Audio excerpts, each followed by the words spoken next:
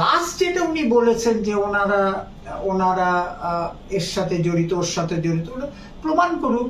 তাহলে তো আমাদের তো 25 জন ডিরেক্টরের মধ্যে অনেকে নেই। হ্যাঁ, একটা তো প্রমাণ করুক।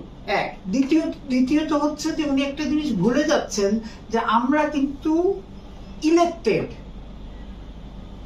আমরা যেই 8 জনের কথা 9 জনের কথা বলতেছেন সেটা একটা ইলেকশনের মাধ্যমে এসেছে। আপনার পছন্দ হতে না পারে, কিন্তু ইলেকশনের মাধ্যমে এসেছে, যেটা আইসিসি অ্যাপ্রুভ করেছে। আইসিসির কাছে পাঠাতে হতো, তো আইসিসি তো অ্যাপ্রুভ করে আমরা এখানেই আছে।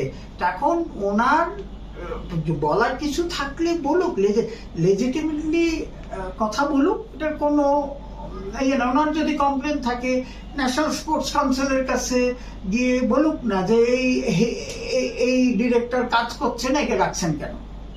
এন্ড অফ দ্য ডে তো আমরা তো স্পোর্টস মিনিস্ট্রির আন্ডারে, তাই না? এটা তো দরজা তো ওপেন। তো উনি এখানে আমার মনে হয় কেউই আমাদের স্টেটমেন্ট দেওয়াটার মধ্যে সত্যতা থাকা উচিত।